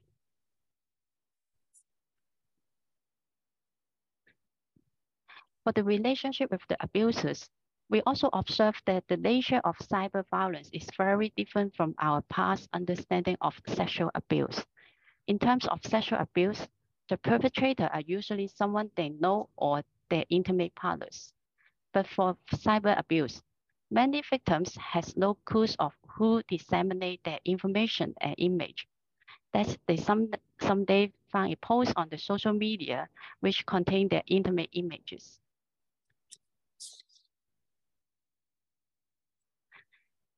For the circumstances where the image were taken and distributed, we found that many of those intimate images were taken consensually, maybe with their ex-partners, or they were taken by paid photographers, or sold on the OnlyFans to their subscribers only. But the images were finally disclosed without their consent.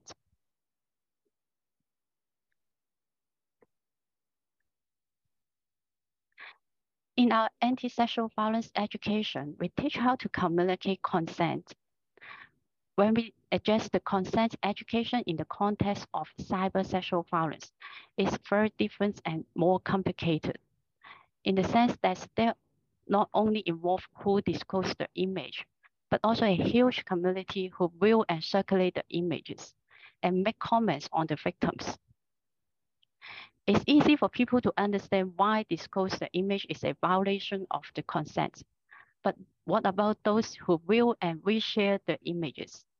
In fact, their circulation and the comment pose huge secondary trauma to our victims. They are also participating in the abuse. Therefore, we put stress on the responsibility of the bystanders of the online communities in our education program. For example, when they browse the pornographic materials on the porn sites or social media, they should be aware if those materials are taken and disclosed with consent. For some contents that are disclosed without consent, despite that they are taken consensually, They should not spread the image or share with their friends. We want to let them know their actions do have impacts on the victims. Furthermore, if they see the non-consensual intimate contents are shared online, they could take a more active role by reporting to the platform and leaving comments to support the victims.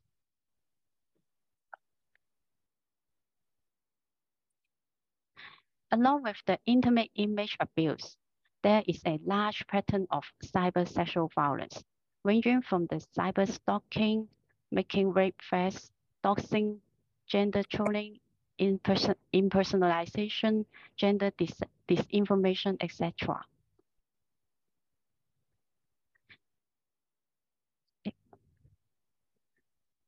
We foresee that we may need a different strategies to fight against the cyber sexual violence. Here, I could like to raise two areas to think about. First, is it possible and effective to tackle cyber sexual violence by legal approach?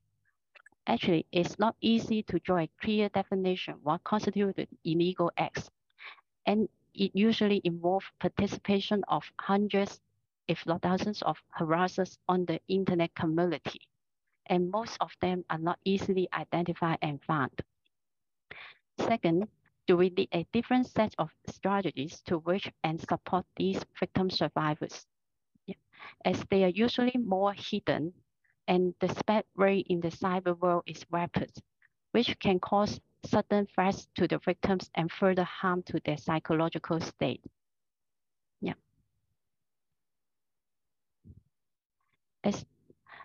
Thank you for the time, and my sharing ends here. Shall I pass over the time to the host? Thank you. Thank you very much, Doris. Thank you for that sharing. We now go to our Q&A session number 2. We have a couple of questions which I'd like to invite our speakers to answer. Unfortunately, some of our speakers had some commitments which they had to go on to. So I'm going to just ask our remaining panelists to help us with these questions. First of all, there's been a question about how do we or should we preserve a family?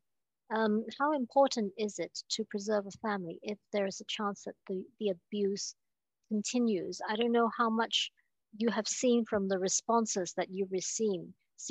Maybe I can direct this question at Sisi. From the responses that you've received so far, how ready are people to give up the family? Are they very reluctant to? Yeah. Usually, it's not an easy decision to leave because, well, I mean, statistics told us that, they do not report the abuse for the first time that they have undergone the abuse. And then we have cases who have suffered abuse for years or more than, I personally talked to a case, a woman who have suffered abuse for more than 20 years. Because it's always like, what Sandy has mentioned, like in the very beginning, it's the cycle, it's the loop that, when the abuse happened and then the abuser apologized. And then there was hope that, things would change. And then there was the abuse again. So this cycle just loops and loops again. And it's also because that, women think that, okay, it's better to preserve the family, to give a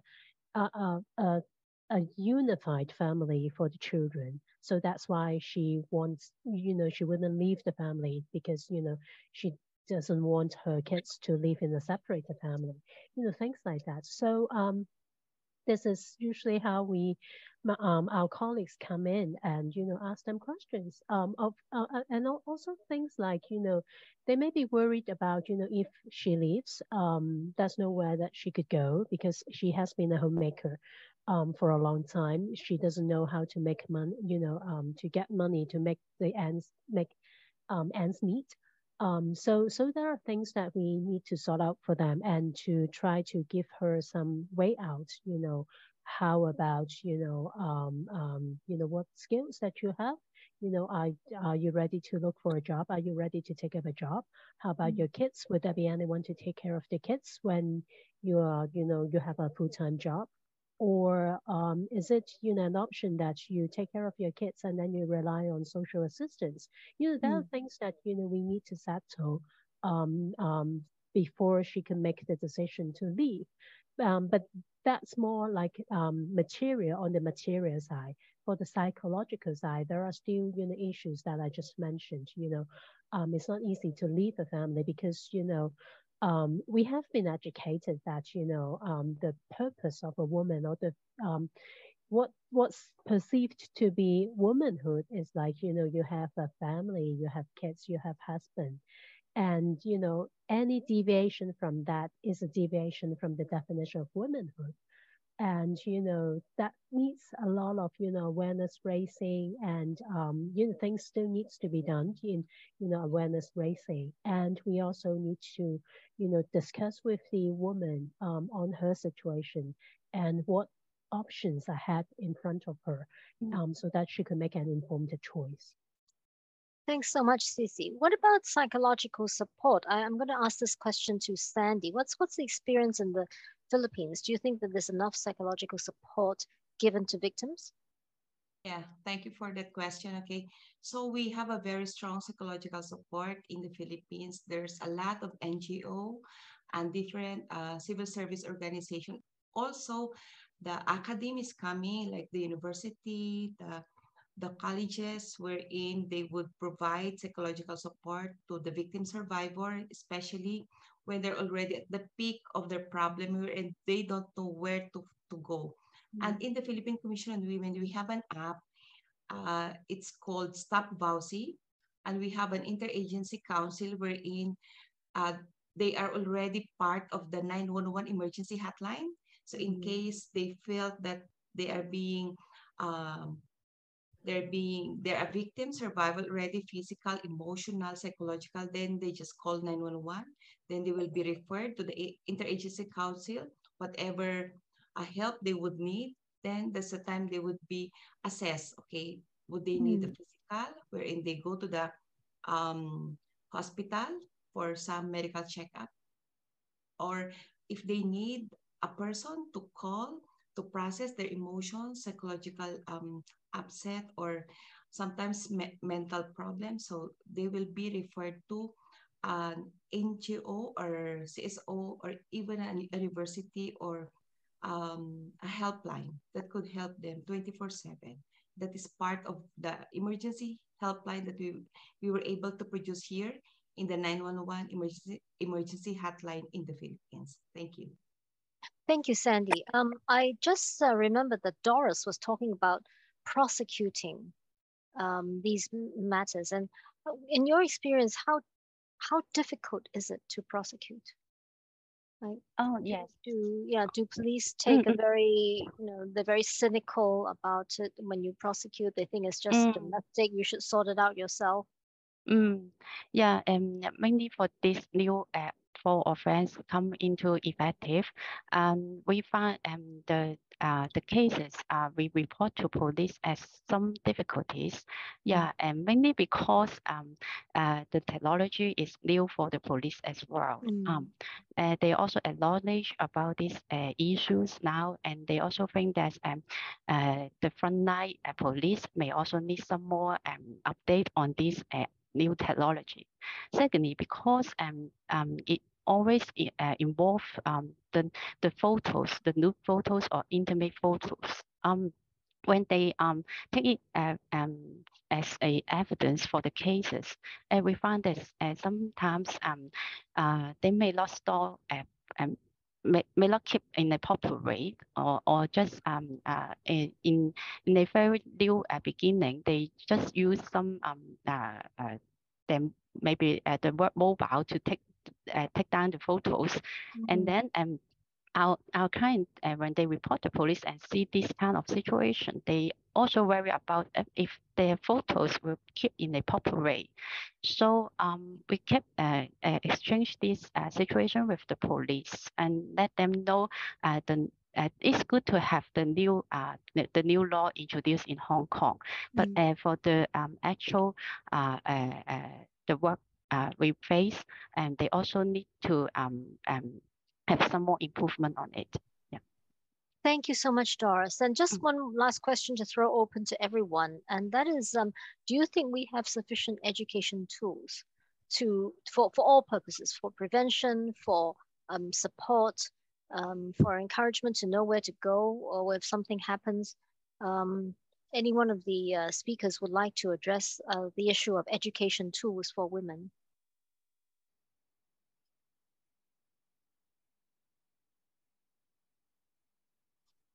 Okay, so here in the Philippines, under the Philippine Commission on Women, we have a program wherein there is a training program for all GAD advocates.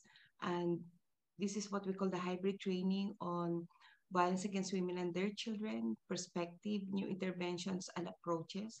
And that is we're doing from the barangay level, from the community level, up to the different government agency. So far, it is very effective because it is an interagency council. There's police, there's lawyer, there's NGO, there's the local government chief, and of course the client, which is the community, the women and the children, are all there in one sitting, wherein they could do a roundtable discussion and they would be able to do the framework. What is the best policy and guideline that they could adapt locally that will be supported by the national level. Thank you so much, Sandy. Thank you. Thank you. Thank you. Yeah, so thank you so much to our speakers for their very insightful sharing. And also we had a lot of great questions. I only wish that we had more time. Since time is limited, I'm going to ask our President Ada Fung, President of the Zonta Club of Kowloon, to give some closing remarks. Ada, over to you. Thank you, Julianne. Hello, everyone. I'm Ada Fung, President of the Zonta Club of Kowloon. On behalf of the joint organizers, the Zonta Club of Kowloon and the Hong Kong Federation of Women's Centers, it's my pleasure to deliver the closing remarks and give thanks to everyone. Actually, I would like to thank our participants first. You are so insightful, asking so many questions, so attentive, and so enthusiastic. Before, I would like to thank our speakers. And time flies really fast, as you see, especially when they have an exceptional panel of high-powered speakers, delivering 6 keynote presentations by 7 renowned speakers from 5 Asian economies. And there are 2 lively Q&A sessions, fully packed within this 90 minutes. And time is really too short for everyone to share more of the experience, I would say. And first, I would like to thank Sandra from the Philippines, sharing with us the silent pandemic and cycle of abuses, and how to combat gender violence, gender-based violence, citing the Israel's experience with a new perspective and interventions. And then I must thank Carol from Taiwan, giving us the experience about the legal reform with the Anti-Digital Sexual Violence Acts and new definitions about stalking and harassment. The third presentation is from Hong Kong with 2 speakers. Firstly, Winnie, for sharing with us the findings of the research on Hong Kong women's experience of violence 2021 and about creative use of the research findings for advocacy. And then Sisi's presentation about the work of the Women's Center and how we use technology, and especially with the UK's experience of technology to address the sexual violence by using a web-based application disguised as the weather applications on the smartphone. And then my thanks goes to Thailand with Busayapa as an advocate and a lawyer for women's rights about the online platform and providing pro bono legal consultation and also build capacities and policy efficacy. And I must thank Shailey from Singapore, sharing with us about online violence and strategies that bystanders intervention can help, and more comprehensive regulations will be required. Finally, thanks to Doris of Hong Kong about image-based sexual violence. I IBSV, and how laws are enacted and come into effect. And of course, take down assistance and also education and consent are also essential. Now, after that, we have so many questions and discussions which are so lively between the audience and the panel speakers. And I must thank everyone for their efforts. Of course, I must thank our co-organizers ourselves. Thank you very much for Srisompong Kowloon and also our Federation of Women's Centers to join hands and organize this so wonderful and powerful a parallel event for the NGO CSW67 forum. And this is the first of its kind in our history of collaboration. So we are committed to continuing to work together with you all, including the audience, to end gender-based violence and advance a gender-based equality in the region, in the world, in tune with advancement of technology in this digital era. Hopefully, let's lead and work together with education tools, build capacity, and share experience with you all. Thank you very much for your kind attention.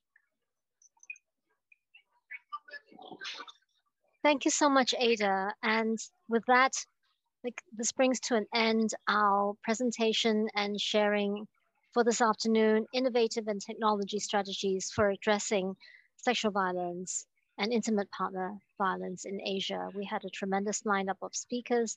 Thank you so much to the Zonta Club of Kowloon and also the Hong Kong Federation of Women's Centers for co-organizing this very meaningful and very insightful, certainly inspirational sharing.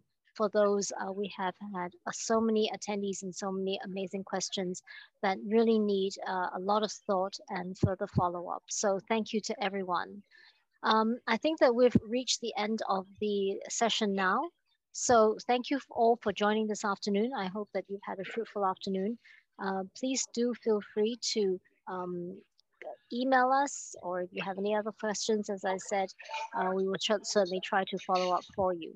So thank you, everyone, and please feel free to leave the session now. Thank you. Thank you. Thank and you. Congratulations, Santa Club of Kowloon. Thank you so much. And we're very, very pleased to have you with us. And Winnie Teoh, thank you. Bye. Thank you. Thank you so much. Okay, bye-bye.